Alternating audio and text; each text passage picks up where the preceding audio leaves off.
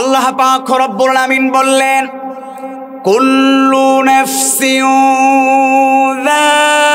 যায়িকাতুল মাউতি সুম্মা ইলাইনা তুরজাউন। ও পৃথিবীবাসীরা, এই পৃথিবীর ক্ষণস্থায়ী জিন্দেগির মধ্যে সে তোমরা যাবতীয় পাপাচারে লিপ্ত হয়ে যাও।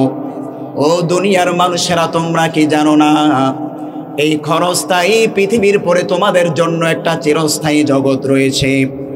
সেই জগতের কথা চিন্তা যদি একবার বান্দা তুমি করতে পারো, সুতরাং সেই চিন্তা যেই বিষয়টাই তোমাকে উপলব্ধি করাতে পারে, সেই বিষয়টার নামই হলো মৃত্যু। আল্লাহ পাক রব্বুল আমিন সেই মৃত্যু সম্পর্কে সূরাত আলে ইমরানের 185 নম্বর আয়াতে কারিমার মাধ্যমে বলছেন, এই পৃথিবীর মধ্যে যেই ব্যক্তি জন্ম হয়েছে, যেই প্রাণীকুলে জন্ম হয়েছে, প্রত্যেকটা প্রাণীকুলে মৃত্যুর স্বাদ আস্বাদন করতে হবে। ও পৃথিবীর মানুষেরা, জেনে রাখো, এই পৃথিবীর মধ্যে যেহেতু জন্মই গ্রহণ করেছ, প্রত্যেকে আমি রব্বুল আলামিনের কাছে তোমাদের একবার না একবার ফিরেই যেতে হবে।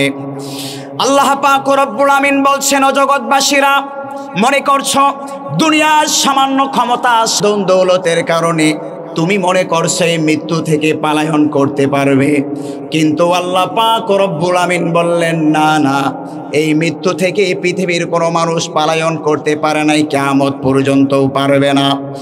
সেজন্য রব্বুল আলামিন সূরাতুন নিসা 78 নম্বর আয়াতে কারিমার মাধ্যমে জানিয়ে দিচ্ছেন, আইনামা তাকুনু ইউদরিকুমুল মাউতু ওয়ালাউ কুনতুম ফি বুরুজিম মুশাইয়াদা।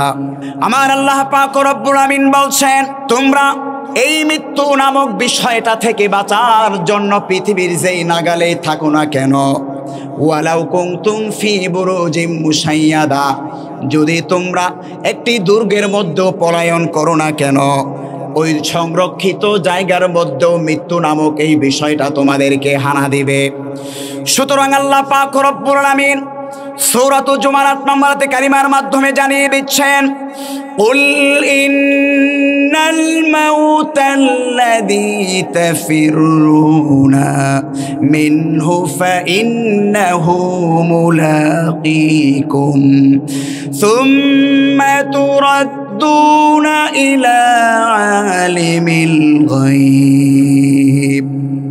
আল্লাহ পাক রব্বুল আমিন জানিয়ে দিচ্ছেন, কুল নবী হে, আপনি বলুন, মৃত্যু হতে কি তোমরা মানুষেরা পলায়ন করছো? ফাইন্নাহু মুলাকীকুম, এই মৃত্যু তো পলায়ন করার কোনো বিষয় নয়, বরং মৃত্যু নামক এই জিনিসটা প্রত্যেকটা মানুষের সাথে সাক্ষাৎ ঘটবে। সুম্মা তুরাদ্দুনা ইলা আলিমিল গায়বি, আর একদিন না একদিন তোমরা সকলেই মহান রব্বুল আলামিনের কাছে ফিরে যাবে। ইলা আলিমিল গায়ব, যে মহান রব্বুল আলামিনের কাছে অদৃশ্যের জ্ঞান আছে, ওয়াস শাহাদা, এবং দৃশ্যমানের জ্ঞান রয়েছে। ফায়ুনাব্বিউকুম বিমা কুনতুম তা'মালুন, আর তিনি জানিয়ে দিবেন এই ক্ষণস্থায়ী পৃথিবীর মধ্যে তোমরা কি আমল করেছ। যেই আমলটুকুই তুমি বান্দা গোপনে প্রকাশ্যে ইচ্ছায় অনিচ্ছায় করেছ, আল্লাহ পাক রব্বুল আমিন এমন এক সত্তা যিনি হাসরের ময়দানে প্রত্যেকটা মানুষকে তিনি জানিয়ে দিবেন। সেজন্য আল্লাহ পাক রব্বুল আমিন বলছেন, এই মৃত্যু নামক বিষয় থেকে রাজা হোক, বাদশাহ হোক, ফকির হোক, ধনী হোক, আলেম হোক, জালেম হোক, পৃথিবীর কোনো মানুষ এই মৃত্যু নামক পরোয়া থেকে বিষয় থেকে বাঁচতে পারবে না। অবশ্যই অবশ্যই নির্ধারিত সময় বান্দার যখন যেখানে মৃত্যু নির্ধারিত থাকবে, বান্দা সেই জায়গায় তার মৃত্যু সংঘটিত হবে। আল্লাহ পাক রব্বুল আমিন বলছে, যখন মৃত্যুর সময় এসে যাবে, চাই সে প্রধানমন্ত্রী হোক, চাই সে আমেরিকার প্রেসিডেন্ট হোক, তার কাছে কোনো অনুমতি চাওয়া হবে না। যখনই আল্লাহ তাআলা মালাকুল মউতকে অর্ডার করবেন, সঙ্গে সঙ্গে আমার আপনার রূহটাকে কবজ করবেন। যার অর্ডারে বলুন তো তিনি কে? আল্লাহ পাক রব্বুল আমিন বলছেন সূরাতুল আরাফের 34 নম্বর আয়াতে, ওয়ালিকুল্লি উম্মাতিন আজাল, আর আমি রব্বুল আলামিন প্রত্যেকটা সম্প্রদায়ের জন্য মৃত্যু নামক এই বিষয়টা সময়টা নির্ধারণ করে রেখেছি। ফাইযা জাআ আজালুহুম লা ইস্তাখিরুনা সাআতান ওয়া লা ইস্তাকদিমুন। আমার আল্লাহ পাক রব্বুল আমিন বলছেন, যখন তাদের সেই মৃত্যুর নির্দিষ্ট সময় এসে পড়বে, লা ইস্তাখিরুনা সাআতান ওয়া লা ইস্তাকদিমুন, যদি লক্ষ কোটি টাকাও মালাকুল মাউতকে অফার করা হয়, তারপরেও কি মৃত্যুর নির্ধারিত সময় থেকে আগপাস করা যাবে নাকি? কোনো আগপাস করা যাবে না। নির্ধারিত সময় মালাকুল মাউত আমার আপনার রূহটাকে কবজ করবেন। ফর এক্সাম্পল, সাইয়্যিদিনা মূসা আলাইহিস সালাতু ওয়াস সালাম, যিনি একজন রাগী নবী ছিলেন, অনেক রাগী নবী ছিলেন। মূসা আলাইহিস সালাতু ওয়াস সালামের জামানায় যিনি জালেম বাদশা ছিলেন, তার নাম কি বলুন তো? কমন প্রশ্ন, কি নাম? ফেরাউন। আমাদের যুগে যদি বলা হয় জালেম বাদশা কে ছিলেন বলুন তো? বলতে ভয় লাগে? ভয় লাগে নাকি বলতে আপনাদের? যাই হোক প্রিয় ভাইয়ের আমার, সাইয়্যিদিনা মূসা আলাইহিস সালাতু ওয়াস সালামের যুগে জালেম বাদশা ছিল ফেরাউন। তো সেই মূসা আলাইহিস সালাতু ওয়াস সালামের একটি লকব হচ্ছে মূসা কালিমুল্লাহ, অর্থাৎ আল্লাহ তাআলার সাথে অধিক কথা বলনেওয়ালা নবী। সর্বাধিক যিনি আল্লাহ তাআলার সাথে কথা বলেছেন সেই নবীর নাম কি? মূসা আলাইহিস সালাতু ওয়াস সালাম। সাইয়্যিদিনা মূসা আলাইহিস সালাতু ওয়াস সালামের কাছে যখন মালাকুল মাউত তার রূহটাকে কবজ করার জন্য আসলো, মূসা আলাইহিস সালাতু ওয়াস সালাম মালাকুল মাউতকে প্রশ্ন করলো, হে আল্লাহর নির্ধারিত ফেরেশতা, তুমি কেন আমার কাছে এসেছো? মালাকুল মাউত বলল, আল্লাহ পাক রব্বুল আমিন আমাকে আপনার কাছে পাঠিয়েছে যেন আমি আপনার রূহটাকে কবজ করে নিয়ে যাই। সাইয়্যিদিনা মূসা আলাইহিস সালাতু ওয়াস সালাম এতটাই প্রচণ্ড রাগী নবী ছিলেন। হাদিসের কিতাবের মধ্যে পাওয়া যায়, ফেরাউনের বংশের একজন কিপ্তি বংশের লোক ছিল। ওই কিপ্তি বংশের লোকের উপর কথোপকথনের মাঝখানে সাইয়্যিদিনা মূসা আলাইহিস সালাতু ওয়াস সালাম এমক জোরে এক থাপ্পড় মেরেছিল। থাপ্পড়ের সঙ্গে সঙ্গে ফেরাউনের ওই কিপ্তি বংশের সৈন্য সামন্ত সঙ্গে সঙ্গে মৃত্যুবরণ করলো। এতটাই রাগী, এতটাই শক্তিশালী মূসা আলাইহিস সালাতু ওয়াস সালাম ছিলেন। এবার মূসা আলাইহিস সালাতু ওয়াস সালাম মালাকুল মাউতের এই জবাব শুনে এক জোরে তিনি থাপ্পড় মারলেন। থাপ্পড়ের সঙ্গে সঙ্গে মালাকুল মাউতের এক চোখ কানা হয়ে গেল। এবার মালাকুল মাউত আল্লাহ তাআলার কাছে চলে গেলেন। বলা হলো, ওগো আল্লাহ রাব্বুল আলামিন, আপনার পয়গম্বর মূসা আলাইহিস সালাতু ওয়াস সালাম যখন তার রূহটাকে কবজ করার জন্য আমি তার সামনে গেলাম, তখন সে আমার এই অবস্থা করেছে। রব্বুল আলামিন মালাকুল মাউতকে বলে দেওয়া হলো, তুমি আমার পয়গম্বর মূসা আলাইহিস সালাতু ওয়াস সালামকে গিয়ে বলো, মূসা আলাইহিস সালাতু ওয়াস সালামকে এই পৃথিবীর মধ্যে আরো হায়াত চায় নাকি, আরো বাঁচতে চায় নাকি? মালাকুল মাউত এসে মূসা আলাইহিস সালাতু ওয়াস সালামকে প্রশ্ন করলেন, ওগো আল্লাহর নবী পয়গম্বর, এই পৃথিবীর মধ্যে কি আপনি আরো বাঁচতে চান নাকি? সাইয়্যিদিনা মূসা আলাইহিস সালাতু ওয়াস সালাম বললেন, হ্যাঁ হ্যাঁ। এবার উল্টো প্রশ্ন করলেন, এরপরে কি আমার মৃত্যু হবে নাকি? সাইয়্যিদিনা মূসা আলাইহিস সালাতু ওয়াস সালাম বললেন, হ্যাঁ হ্যাঁ। প্রিয় ভাইয়েরা আমার, এবার মূসা নবী বললেন, যদি এরপরেই আমার মৃত্যু হয়ে থাকে তাহলে এই পৃথিবীর মধ্যে তো আর বেঁচে আমার লাভ নাই, বরং আল্লাহ রাব্বুল আলামিনের পক্ষ থেকে যখন আমার জন্য মৃত্যু নির্ধারিতই হয়ে গিয়েছে, সুতরাং এখনই আমার মৃত্যুর জন্য তুমি কামকাজ শুরু করে দাও। প্রিয় ভাইয়েরা আমার, এই ঘটনা বলার উদ্দেশ্য হচ্ছে আল্লাহ পাক রব্বুল আমিন যে জানিয়ে দিলেন, যার যখন যেখানে যেই স্থানে মৃত্যু নির্ধারিত হবে সেই জায়গা থেকে এক বিন্দু পরিমাণও আগে এবং পিছে নেওয়ার কোনো সুযোগ আছে নাকি? আল্লাহ রাব্বুল আলামিন 4 নম্বরে মৃত্যু নিয়ে যেই সংক্রান্ত আলোচনা আপনাদের কাছে করব, কার কোথায় মৃত্যু হবে সেটাও কে নির্ধারণ করে রেখেছেন? আল্লাহ তাআলা।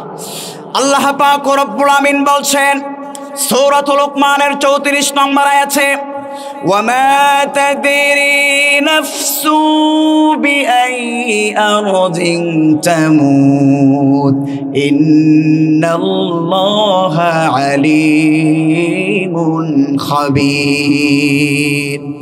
আমার আল্লাহ পাক রব্বুল আমিন জানিয়ে দিচ্ছেন, ও জগৎবাসীরা, পৃথিবীর কার কোথায় কোন জায়গায় মৃত্যু হবে এটা কেউ জানে না, কেউ জানে না। সন্তান সবেমাত্র মায়ের হাত থেকে খাবার খেয়ে ঘর থেকে বের হলো, আর হঠাৎ করে মা ফোন পেল আমার সন্তান কুডুমপুকুর কিংবা অম্বলপুর বাজারে রোড অ্যাক্সিডেন্ট হয়ে মৃত্যুবরণ করেছে। মা অবাক হয়ে গেল, আরে আমার কলিজার টুকরা সন্তান সবে মাত্র আমার ঘর থেকে খাবার খেয়ে গেল, আর আমার সন্তান এই কিনা মৃত্যুবরণ করলো। আবার অনেক মানুষ এমন হয় যে এই অবস্থায় যে তার মৃত্যু হবে আমরা কল্পনাই করতে পারি না।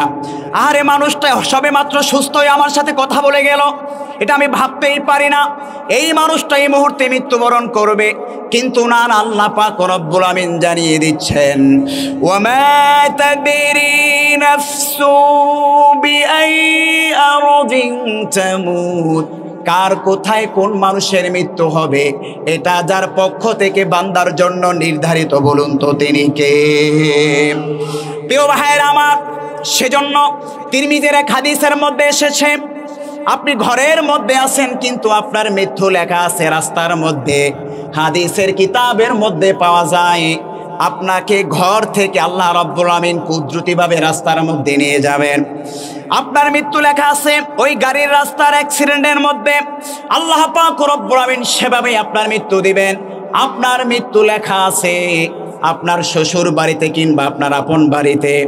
অনেক সময় দেখবেন শহরের মধ্যে মানুষ থাকে কিন্তু হঠাৎ করে মন টানটান করে উঠল, সেজন্য শহর থেকে দেশের মধ্যে আসার জন্য ছটফট শুরু করে দিল।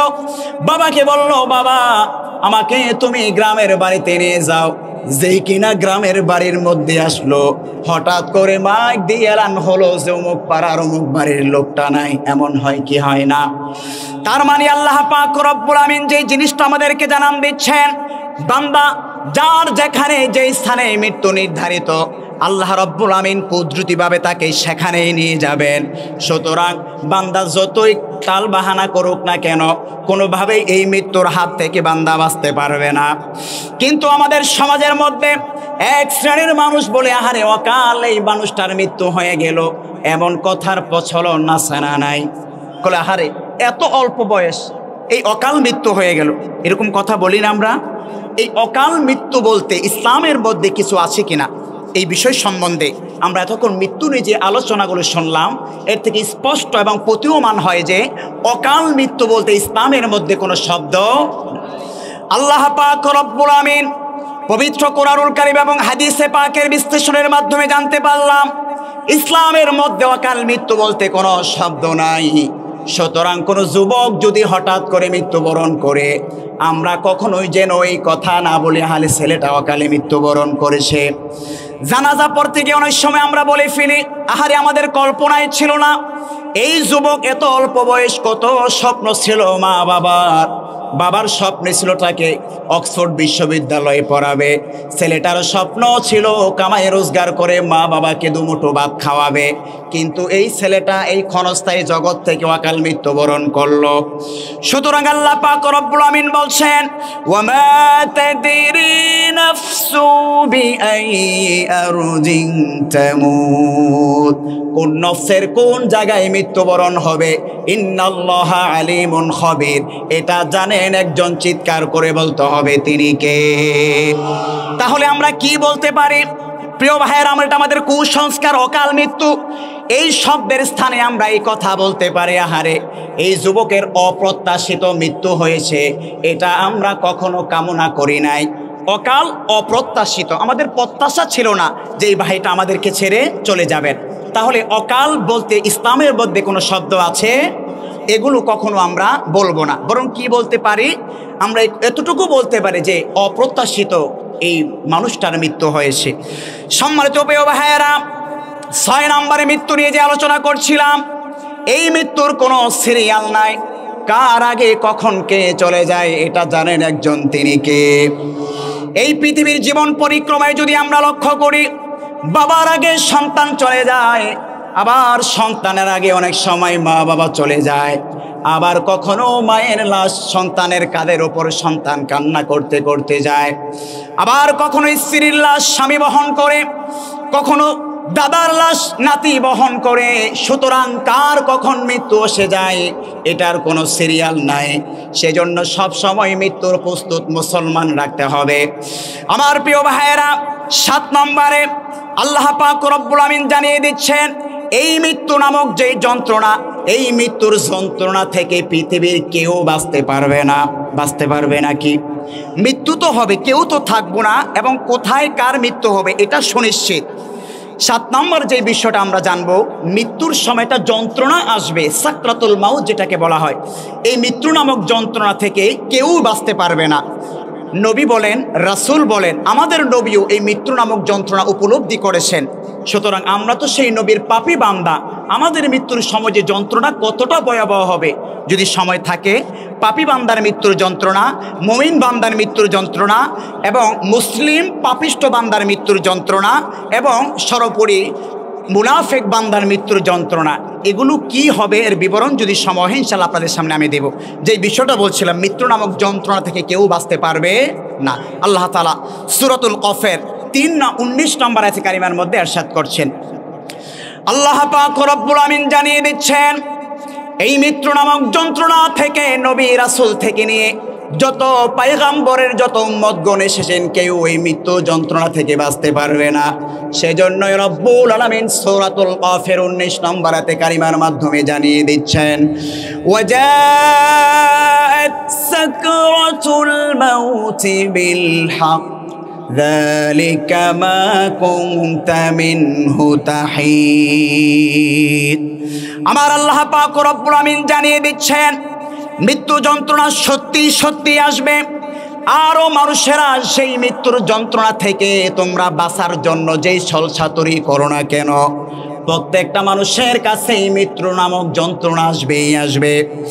রাসূল সাল্লাল্লাহু আলাইহি ওয়াসাল্লাম বললেন, এই মৃত্যু নামক যন্ত্রটা কতটা ভয়াবহ, কতটা মারাত্মক, কতটা মৃত্যু ব্যক্তির কাছে বিভীষিকাময় মুহূর্ত হবে। বিশ্বনবী সাল্লাল্লাহু আলাইহি ওয়াসাল্লাম জানিয়ে দিলেন, জীবিত কোনো মানুষকে যদি করাত দিয়ে, গাছ কাটার করাত দিয়ে যদি এভাবে কাটা হয়, যতটা না কষ্ট তার চাইতে মৃত্যুর যন্ত্রণা আরও কষ্ট হবে। বিশ্বনবী সাল্লাল্লাহু আলাইহি ওয়াসাল্লাম আরও বললেন, উত্তপ্তময় বালুকণার মধ্যে একজন মানুষকে যদি হামাগুড়ি দেওয়া হয়, এতে আর কি বা কষ্ট হবে, এর চাইতে মৃত্যু যন্ত্রণা আরো ভয়াবহ মারাত্মক হবে। অন্য হাদিসের বিশ্লেষণে পাওয়া যায়, বিশ্বনবী সাল্লাল্লাহু আলাইহি ওয়াসাল্লাম বললেন, মৃত্যু নামক যন্ত্রণা এতটাই ভয়াবহ, এতটাই মারাত্মক হবে, একজন জীবন্ত বকরির তার শরীর থেকে যদি চাবুক দিয়ে চামড়াটাকে ছিলা হয়, এটা যতটা না কষ্ট, এর চাইতে আরো মারাত্মক কষ্ট হবে সাকরাতুল মাউত, মৃত্যু নামক যন্ত্রণা। প্রিয় ভাইয়েরা আমার, আসুন কিছু উদাহরণ শুনি সাহাবায়ে কেরামদের থেকে, মৃত্যু যন্ত্রণা কতটা ভয়াবহ। বিশ্বনবী সাল্লাল্লাহু আলাইহি ওয়াসাল্লামের একজন বিখ্যাত সাহাবী আমর ইবনুল আস রাদিয়াল্লাহু তাআলা, যখন মৃত্যুর সময় ঘনিয়ে আসলো, আমর ইবনুল আস মৃত্যু যন্ত্রণায় ছটফট করতে লাগলেন। বিশ্বনবীর সাহাবী আমর ইবনুল আস রাদিয়াল্লাহু তাআলা মৃত্যুর সময় যখন ঘনিয়ে আসলো, মৃত্যু যন্ত্রণা সহ্য করতে না পেরে তিনি ছটফট করতে লাগলেন। উপস্থিত সাহাবায়ে কেরাম জিজ্ঞাসা করলেন, ও আল্লাহর নবীর সাহাবী, আল্লাহর হাবিব বিশ্বনবী আপনার সম্পর্কে এবং সাহাবায়ে কেরাম সম্পর্কে যেই সুসংবাদ দিয়ে গেছেন, সেই সুসংবাদ কি সত্য নয়? বিশ্বনবীর সাহাবী আমর ইবনুল আস বললেন, হা হা, নিঃসন্দেহে রাসূলুল্লাহর সুসংবাদ সত্য। কারণ রাসূলুল্লাহকে যেই সাহাবী ইমানের সঙ্গে দেখেছে এবং ইমানের সহিত মৃত্যুবরণ করেছে, ওই সাহাবীর জন্য যিনি জান্নাতের ব্যবস্থা করে রাখবেন তিনি কে? তবে আমার বৎস আব্দুল্লাহ, শুনে রাখো, আমি এমন একটি মুহূর্তে এসেছি, আমি এমন একটি মুহূর্ত পর্যবেক্ষণ করছি। আমার জীবনে 3টা মুহূর্ত এসেছিল। নাম্বার 1, আমি যখন ইসলাম ধর্ম গ্রহণ করি নাই, ওই অবস্থায় যদি আমার মৃত্যু হতো তাহলে নিশ্চিত আমি জাহান্নামী হতাম। আবার ইসলাম গ্রহণ করার পর আমার আরেকটি মুহূর্ত এসেছে। এখন এমন এক মুহূর্তে আমি আছি, যেই মুহূর্ত থেকে হাজি হোক, গাজী হোক, নবী হোক, সাহাবী হোক, এই মৃত্যু নামক যন্ত্রণা থেকে পৃথিবীর কোনো মানুষ বাঁচতে পারবে না।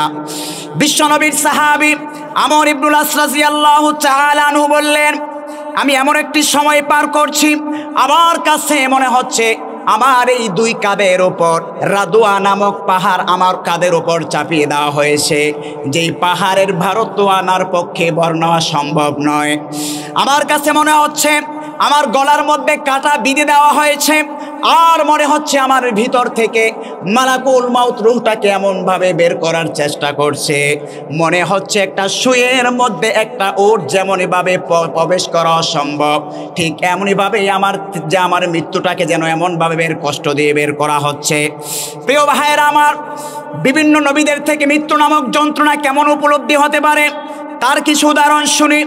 বিশ্বনবী সাল্লাল্লাহু আলাইহি ওয়াসাল্লাম, আমাদের সরদার, আমাদের পিতা, জাতির পিতা বঙ্গবন্ধু, কি বলেন? জাতির পিতা বঙ্গবন্ধু, হ্যাঁ, আছে না নাই? বিগত 16 বছর যাবত এই জাতির পিতাকে প্রতিষ্ঠিত করার জন্য বিএনপি থেকে নিয়ে, জামাত শিবির থেকে নিয়ে, কৌমি, ওয়াহাবি, যত ধরনের ফেরকার মানুষ আছে, এই জাতির আব্বাকে প্রতিষ্ঠা করার জন্য জয় বাংলার জয় বঙ্গবন্ধু দিয়ে যেই পরিমাণ মানুষকে হত্যা করা হয়েছে, বাংলাদেশের ইতিহাসে এই পরিমাণ জুলুম আর খুঁজে পাওয়া যায় না। কথা বলেন ঠিক না ঠিক?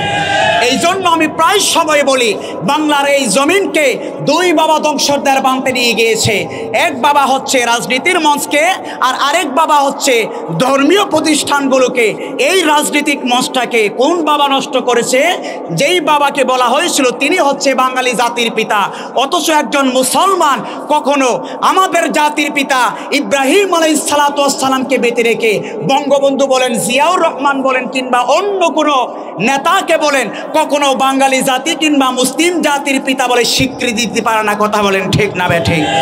এই জাতির পিতার দোহাই দিয়ে যেই পরিমাণ মানুষের উপর নির্যাতন করা হয়েছে, রাজনীতির মঞ্চটাকেই পুরা নষ্ট করে দিয়েছে। ঠিক না ঠিক?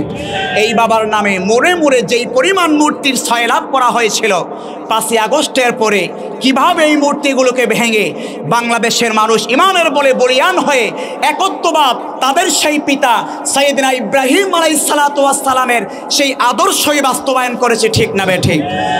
জাতির পিতা, মুসলিম জাতির পিতার আদর্শ কি ছিল মনে আছে তো আপনাদের? তার বাবার বিরুদ্ধে, মূর্তির বিরুদ্ধে তিনি লড়াই করেছিলেন। সেই মূর্তির বিরুদ্ধে লড়াই করে তিনি এমন এক একত্বভাবের শিক্ষা এই জাতির কাছে দিয়ে গিয়েছেন, সেই মূর্তির বিরুদ্ধে 5ই আগস্টের পরও মুসলমান হিসাবে আমরাও লড়াই করেছি। ঠিক না ঠিক? প্রিয় ভাইয়েরা আমার, বলেছিলাম বাংলার এই জমিনকে আরেক বাবা যারা নষ্ট করছে, ওই বাবার নামই হলো খাজা বাবা। এমন কিছু ভণ্ডপীর বাংলার এই জমিনের মধ্যে আছে না নাই? আমার প্রিয় ভাইয়েরা, এই সমস্ত দরবারগুলোতে আপনি ঈমান নিয়ে যাবেন, আর ওই বাবার দরবারে কপালটা ঠেকানোর মাধ্যমে, শিরকের গুনাহ করার মাধ্যমে দরবার থেকে আপনি ঈমান হারা হয়ে আসবেন। এমন কিছু ভণ্ডের দরবার বাংলার এই জমিনের মধ্যে আছে না নাই? পীরগিরি আর মাজার পূজা চলছে দেশটা জুড়িয়া, শিরকি আর ভণ্ডামিতে গে দেশটা গেছে বরিয়া। কথা বলেন ঠিক না ঠিক?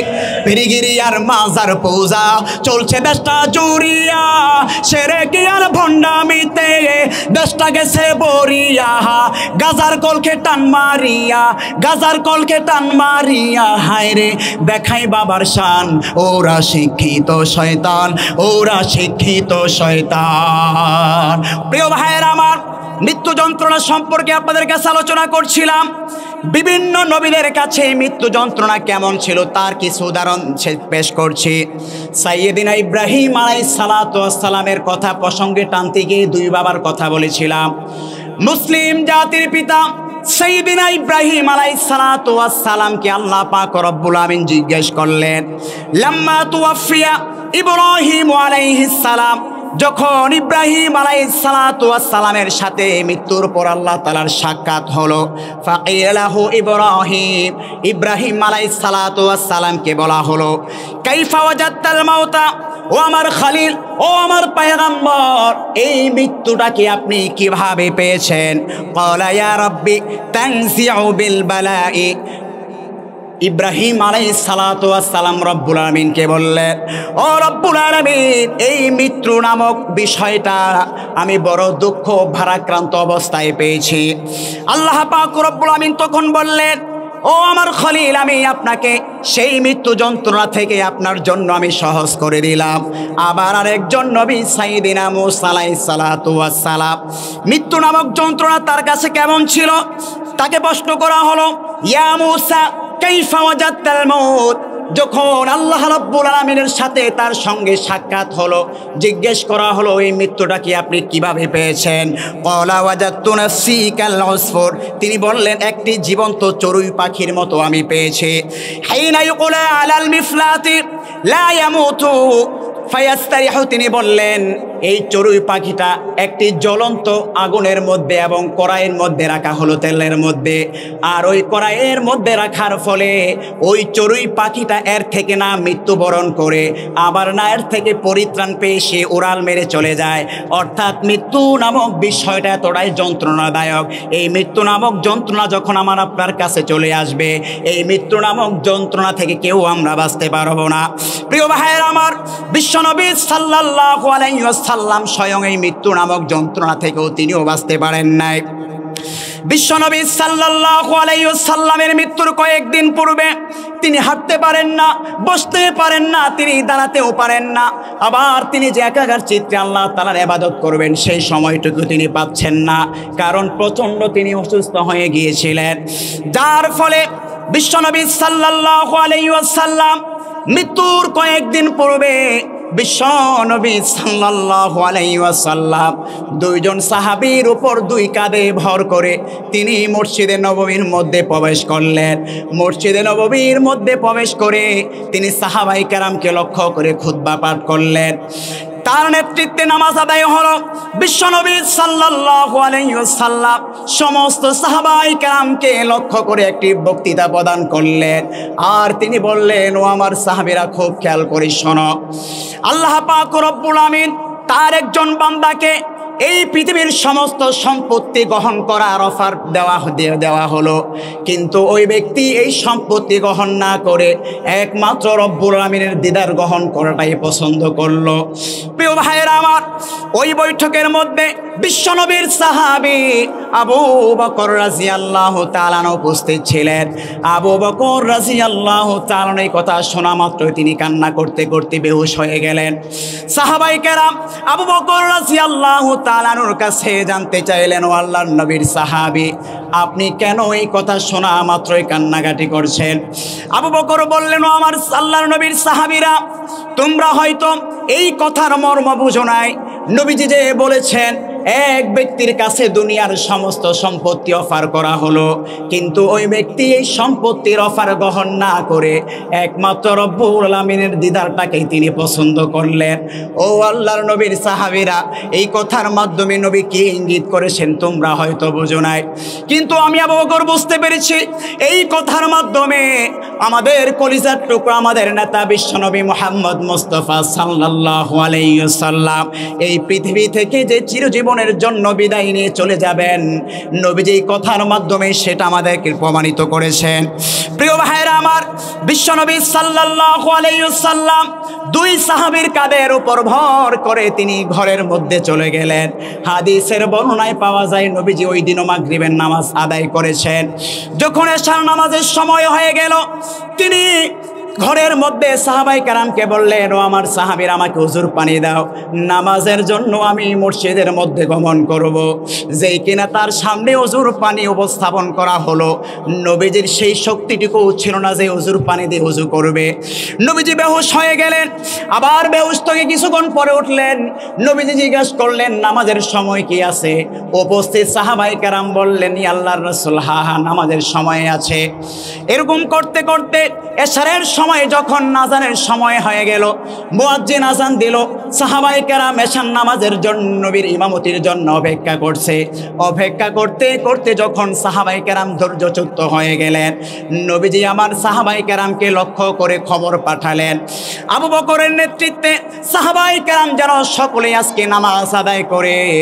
সাহাবায়ে কেরামের সাথে সামনে যখন এই খবরটুকু পৌঁছে গেল, আজকে নবীজি এশার নামাজ পড়াতে আসবেন না, আবু আবু বকরের নেতৃত্বে আজকে নামাজ পড়তে হবে। আবু বকর রাদিয়াল্লাহু তাআলা আল্লাহু আকবার বলে নামাজের মধ্যে দাঁড়িয়ে গেলেন আর সূরা ফাতিহা শুরু করলেন। আবু বকরও কান্না করে, সাহাবায়ে কেরামও পিছন দিকে কান্না করে, কারণ সকলের বোঝার আর বাকি ছিল না যে পৃথিবীর মধ্যে হয়তো নবী আর বেশিক্ষণ সময় থাকবে না। কান্না করতে করতে সাহাবায়ে কেরাম এবং মসজিদে নববীর মধ্যে কান্নার রোল পড়ে গেল। এভাবে বিশ্বনবী সাল্লাল্লাহু আলাইহি ওয়াসাল্লাম উপস্থিত সাহাবীদেরকে বললেন, ও আয়েশা, তুমি আমার সামনে থেকে আমার ঘরের পর্দাটুকু সরিয়ে দাও, কেননা আমার সাহাবীরা আবু বকরের নেতৃত্বে যে নামাজ পড়ছে ওই দৃশ্যটুকু আমি আমার দু চোখে আমি জীবিত থাকতে দেখতে চাই। ঘরের দরজার পর্দাটুকু সরিয়ে দেওয়া হলো। নবীজি ঘর থেকে এই দৃশ্যটুকু দেখে নবীজি নিজেও কান্না করতে শুরু করলেন। উপস্থিত সাহাবীরা জিজ্ঞাসা করলো, ইয়া রাসূলুল্লাহ, সাহাবীরাও কান্না করছে, আপনি ঘরের মধ্যে ওই দৃশ্যটুকু দেখে কেন কান্না করছেন?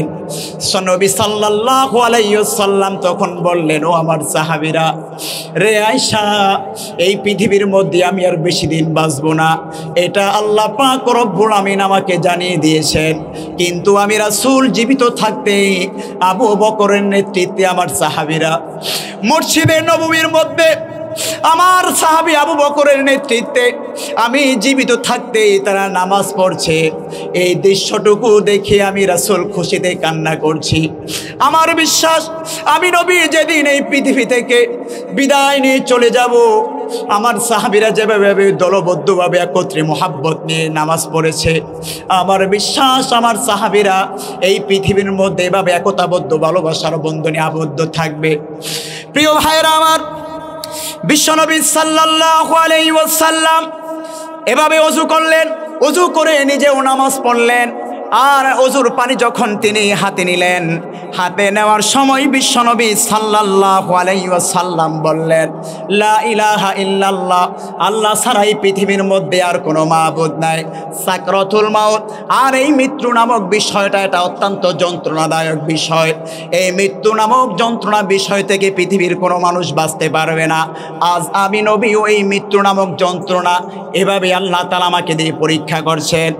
প্রিয় ভাইয়েরা আমার, তার মানে বুঝতে পারলাম এই মৃত্যু নামক যন্ত্রণা থেকে নবী রাসূল সাহাবায়ে কেরাম কেউ বাঁচতে পারেন নাই। সকল এই মৃত্যু নামক যন্ত্রণা সকলেই ভোগ করতে হবে। প্রিয় ভাইয়ের আমার, মৃত্যু যখন চলে আসবে, সেই মুমিন হোক কিংবা সেই মুনাফিক হোক, আল্লাহ রব্বুল আমিন কাকে কোন অবস্থায় কিভাবে কোন হালতে মৃত্যু দেন এটা কেউ জানেন না। জানেন একজন, বলুন তো তিনি কে? সুতরাং সেই মৃত্যুর জন্য আমাদের সকলকেই সদা সর্বদা প্রস্তুত থাকতে হবে। বলেছিলাম যদি সময় হয় তাহলে আলোচনা দীর্ঘ করব, সময় যেহেতু নাই সুতরাং আলোচনার দীর্ঘায়িত করার সুযোগ নাই। তবে শর্টকাটে আলোচনাটি শেষ করে দিচ্ছি। মুমিন বান্দার মৃত্যু যখন হবে, মালাকুল মাউত তার কাছে এসে মেশকের সুরগান শোনাবে, শুনিয়ে আল্লাহর পক্ষ থেকে একটি কাফনের কাপড় মুড়িয়ে তার আত্মাটাকে সেই সাত আসমানে নিয়ে যাবেন। আল্লাহ তাআলা এই আত্মাটাকে দেখে তখন বলবেন, এই আমার মুমিন বান্দার আত্মাটাকে আইল্লিনের মধ্যে রেখে দাও। আর এই আইল্লিন কোথায় অবস্থিত? হাদিসের মধ্যে এসে ফিল আরদিস সুফলা, জমিনের নিচে এই আইল্লিনের অবস্থান। প্রিয় ভাইয়েরা আমার, আর যখন পাপিষ্ঠ কাফেরদের আত্মাটাকে যখন মালাকুল মাউত কবজ করার জন্য আসবে, তখন মালাকুল মাউতের এই আকৃতি দেখে ওই কাফের দেখে ভীত সন্ত্রস্ত হয়ে যাবে, সেভাবে পালাতে চাইবে মৃত্যুর ভয়ে। কিন্তু আল্লাহ পাক রব্বুল আমিন বলছেন, ওয়ালাউ তারা ইযিল যালিমুনা ফি গামারাতিল মাউতি ওয়াল মালাইকাতু বাসিতু আইদিহিম। আল্লাহ পাক রব্বুল আমিন বলছেন, যখন কাফেরদের মৃত্যুর সময় ঘনিয়ে আসবে, কাফের মৃত্যুর যন্ত্রণায় এভাবে পালাতে থাকবে, কিন্তু ফেরেশতারা তখন তাকে আপোষে তার আত্মাটাকে বের করার জন্য বলবে। ইবনে কাসির, আল্লামা হাফেজ ইবনে হাজার আসকালানী রহিমাহুল্লাহ তাফসীর ইবনে কাসিরের মধ্যে লেখেন, কেন কাফের মৃত্যু থেকে এভাবে পালায়ন করবে? কারণ মালাকুল মাউত তো চাইলেই তার আত্মাটাকে এক মুহূর্তে বের করার সক্ষমতা আল্লাহ দিয়েছেন কি দেন নাই? কিন্তু তারপরেও কাফের যখন মালাকুল মাউত এসে পড়বে, কেন ছটফট করবে? ইবনে কাসিরের মধ্যে এসেছে, হাফেজ ইবনে হাজার আসকালানী রাহিমাহুল্লাহ তিনি বললেন, কাফের চাইবে মৃত্যুর যন্ত্রণা এতটাই যে তীব্র আকার তার সামনে উপস্থাপিত হবে, এর জন্য সে চাইবে শরীরের কোনো অংশে যে হাত দিয়ে সে মানুষের প্রতি জুলুম করেছিল, সে ভাববে হয়তো আমার আত্মাকে আজকে এই হাত আমাকে বাঁচাবে, সেই হাতের কাছে আশ্রয় চাইবে, কিন্তু সেই হাতও মালাকুল মাউতের খপ্পর থেকে বাঁচাতে পারবে না। ফলে সে কখনো যাবে তার মেধার কাছে, কারণ তার এই মেধার মাধ্যমে মানুষকে কুপরামর্শ দিয়েছিল। ফলে সে ভাববে এই মেধার কাছে হয়তো আমি আজকে আশ্রয় পাবো, কিন্তু এই মেধাও তাকে আশ্রয় দেবে না। এভাবে সে পালাতে পালাতে দুই পায়ের কাছে আশ্রয় চাবে যে আজকে এই বিকট মালাকুল মাউতের হাত থেকে আমাকে বাঁচাও, কিন্তু সেই পাও তাকে কোনো সেদিন কাজে আসবে না। মূলত এই কারণেই মালাকুল মাউতের ভয়ে কাফেরদের আত্মাটা এভাবে পালাতে শুরু করবে। প্রিয় ভাইয়ের আমার, আল্লাহ পাক রব্বুল আমিন বলছেন সেদিন এই কাফের আত্মাটাকে অত্যন্ত তার পিঠের উপর চাপ দিয়ে তার শরীর থেকে এভাবে বের করবেন, যে আত্মার মালাকুল মাউতের সেই চাপ সহ্য করতে না পেরে তার রূহটাকে এভাবে অত্যন্ত ভয়াবহ বের হবে। এই হচ্ছে কাফেরের মৃত্যু। মুমিন বান্দার মৃত্যু যখন সময় আসবে, জান্নাত থেকে সুসংবাদ নিয়ে আসা হবে, যখন তাকে 7 আসমানের উপরে উঠানো হবে, প্রত্যেক আসমানের ফেরেশতারা সুসংবাদ জানাতে থাকবে। আল্লাহ তাআলার কাছে যখন পরিচয় বলা হবে, আল্লাহ তাআলা বলবেন এই বান্দার আমল নামাটা ইল্লিনের মধ্যে রেখে দাও। আর এই বান্দাকে যখন কবরের মধ্যে রাখা হবে, মুমিন এবং কাফের উভয়কে যখন কবরের মধ্যে রাখা হবে, ফেরেশতারা তাদের সাথে কি আচরণ করবে? প্রশ্ন করবে কয়টা? জোরে বলেন, প্রশ্ন করবে কয়টা? 3টা প্রশ্ন। মুমিন বান্দা কিংবা মুনাফিক বান্দা অথবা মুসলমান হোক, যখন একজন বান্দাকে কবরের মধ্যে রাখা হবে, মুনকার এবং নাকির নামে 2 জন ফেরেশতা আসবে। এই 2 ফেরেশতার পক্ষ থেকে প্রত্যেকটা মানুষকে 3টা প্রশ্ন করা হবে। প্রথম প্রশ্ন করা হবে মার রব্বুকা, তোমার রবকে। 2 নম্বর প্রশ্ন করা হবে ওমান দীনুকা, তোমার দিন কি। 3 নম্বর প্রশ্ন করা হবে ওমান নাবিয়ুকা, তোমার নেতা কি ছিল। সুতরাং যারা আল্লাহকে এক রব বলে ঘোষণা করেছে, যারা কোরআনকে নিজের জীবনের মনোনীত ধর্মগ্রন্থ হিসাবে গ্রহণ করেছে, ব্যক্তিগত জীবন, সামাজিক জীবন, রাষ্ট্রীয় জীবন, আন্তর্জাতিক জীবন, প্রতিটা ক্ষেত্রে যারা কোরআনের বিধানকে মনোনীত করেছে, সেদিন আল্লাহ পাক রব্বুল আমিনের এই 3 প্রশ্নের জবাব তারা সুস্পষ্টভাবে দিতে পারবে। আর যারা মুমিনের আড়ালে যারা মুনাফিকের আচরণ করেছে, যারা বলে আমরা শরীয়ত আইন বিশ্বাস করি না, যারা বলে আমরা নবীর উম্মত ঠিক, কিন্তু সেই নবীর আদর্শ আমরা ব্যক্তি এবং রাষ্ট্রীয়ভাবে প্রতিষ্ঠা করতে চাই না, বরঞ্চ আমরা প্রতিষ্ঠা করতে চাই গণতন্ত্রকে, বরঞ্চ আমাদের ধর্ম হচ্ছে ধর্মনিরপেক্ষ, বরঞ্চ আমাদের ধর্মের নেতা হচ্ছে ওই ডোনাল্ড ট্রাম্প, আমাদের ধর্মের নেতা হচ্ছে সেই ভারতের কসাই মোদি। সুতরাং হাসরের সেই কবরের মধ্যে এই 3 প্রশ্নের জবাবের ক্ষেত্রে যারা দুনিয়ার মধ্যে মুনাফিকি করেছিল, যারা গায়ে গতরে মুসলমান কিন্তু ধর্মীয় আইডিওলজি কোরআনকে মেনেছে ঠিক, কিন্তু রাজনীতির ময়দানে আদর্শ গ্রহণ করেছে গণতন্ত্র। যদি বলা হয় যে কোরআন তো একমাত্র আলিয়াউমা আকমালতু লাকুম দীনাকুম, কোরআন তো কমপ্লিট একটা ধর্ম, তাহলে এই ধর্মের বিধান রাজনীতির ক্ষেত্রে কেন প্রযোজ্য করো না? বলে এই দুনিয়ার মধ্যে এই কোরআনের আইন টাইন দিয়ে চলা যাবে না, কারণ পশ্চিমাদের ভয় আছে, ডোনাল্ড ট্রাম্পের ভয় আছে। তাহলে বুঝতে হবে ওই বান্দার ভয় আল্লাহর ভয় নাই, বরং ওই বান্দার অন্তরে ভয় হচ্ছে ডোনাল্ড ট্রাম্পের। কথা বলেন ঠিক না বেঠে? সুতরাং সেই ব্যক্তি ওই মুনকার নাকিরের প্রশ্নের ক্ষেত্রে সে লাজবাব হয়ে যাবে। যখন বলা হবে তোমার ধর্ম কি, সে বলবে আমার ধর্ম গণতন্ত্র, আমার ধর্ম হয়েছে ধর্ম নিরপেক্ষ। বলে না আমি এটাও না ওইটাও না, আমরা হচ্ছে মধ্যমপন্থী। রাজনীতিতে আমরা কি বলে না, বর্তমানে রাজনৈতিক মতাদর্শের নেতাদের কমন একটা ডায়লগ, আমরা হচ্ছে মধ্যমপন্থী, আমরা ধর্মকে বিশ্বাস করি না, ধর্ম নিয়ে আমরা রাজনীতি করতে চাই না। তো আল্লাহ তাআলা যখন কবরের মধ্যে প্রশ্ন করবেন তোমার ধর্ম কি, সেদিন কি পার পাওয়া যাবে যে আমার কোনো ধর্ম ছিল না, বরং আমার ধর্ম ছিল মধ্যমপন্থী? এই জবাব দিয়ে পার পাওয়া যাবে? আপনারা কি বুঝতেছেন আমার আলোচনা? যুক্তিতে বুঝতেছেন তো? ধর্ম কি হবে সেদিন? ইসলাম। সুতরাং ইসলামের মধ্যে কমপ্লিট ধর্ম, ওই কমপ্লিট ধর্ম যদি শুধুমাত্র দাওয়াত খাওয়ার পর মিলাদকে মানেন, নামাজের পর মুনাজাতকে মানেন, হুজুরকে শুধুমাত্র জানাজার ক্ষেত্রে মানেন, কিন্তু কোরআনকে রাজনৈতিক মঞ্চে সংসদ পর্যন্ত নিয়ে যাওয়ার প্রয়োজন, এই ক্ষেত্রে যদি আপনি সন্দেহ করেন তাহলে বুঝতে হবে আপনি পরিপূর্ণ মুসলমান হতে পারেন নাই। আপনি কিছু গ্রহণ করেছেন আর কিছু গ্রহণ করেন নাই। সুতরাং আপনি যদিও কবরের মধ্যে মার রব্বুকা, তোমার রবকে, তার জবাব যদিও কোনোভাবে ঘুরিয়ে পেঁচে দিতে পারেন, দ্বিতীয় প্রশ্নের জবাব অমান দিনুকা, তোমার ধর্ম কি, ওই জায়গায় গিয়ে আপনি রাজনীতির ময়দানে গিয়ে আটকে যাবেন। ঠিক না ঠিক? কথা কি আপনাদের কাছে ক্লিয়ার? সুতরাং 2024 সালের পরবর্তী সময়ে আমাদের স্লোগান পরিবর্তন করতে হবে। আল কোরআনের আলো শুধুমাত্র গড়েই গড়েই জ্বাললে হবে না, বরঞ্চ আল কোরআনের আলো আগামী সংসদ পর্যন্ত আমরা জ্বালতে চাই। কথা বলেন ঠিক না ঠিক? কেননা আমরা আল কোরআনের আলো সংসদে চলো, নারে তাকবীর। স্লোগান পরিবর্তনের সময় এসেছে। 54 বছরে এদেশের মানুষ বিভিন্ন রাজনৈতিক দল এবং নেতাদের কাছে নিষ্পেষিত হয়েছে, জুলুমের শিকার হয়েছে, দুর্নীতিবাজদের খপ্পরে পড়ে বাংলাদেশ একবার নয়, দুবার নয়, 5 বার দুর্নীতিতে চ্যাম্পিয়ন হয়েছে। আমি আপনাদের কাছে হাত জোর করে বলছি, আর দুর্নীতিবাজদেরকে সময় দেওয়া যাবে না, চুরি বাটপারদেরকে আর কোনো সময় সুযোগ দেওয়া যাবে না। এখন 2024 সালে ছাত্র জনতা আমাদের কাছে যে সুবর্ণ সুযোগ দিয়েছে, সেই সুবর্ণ সুযোগকে আমাদের কাজে লাগাতে হবে।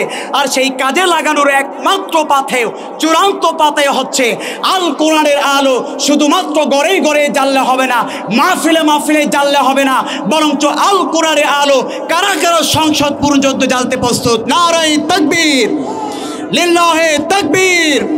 আল কোরআনের আলো। আল্লাহ তাআলা সকলকে কবুল আর মঞ্জুর করুন। সকলে পড়ছি আমিন। ইসলামী রাজনীতিবিদদের প্রতি বিশ্বাস রাখতে পারবেন তো ইনশাল্লাহ?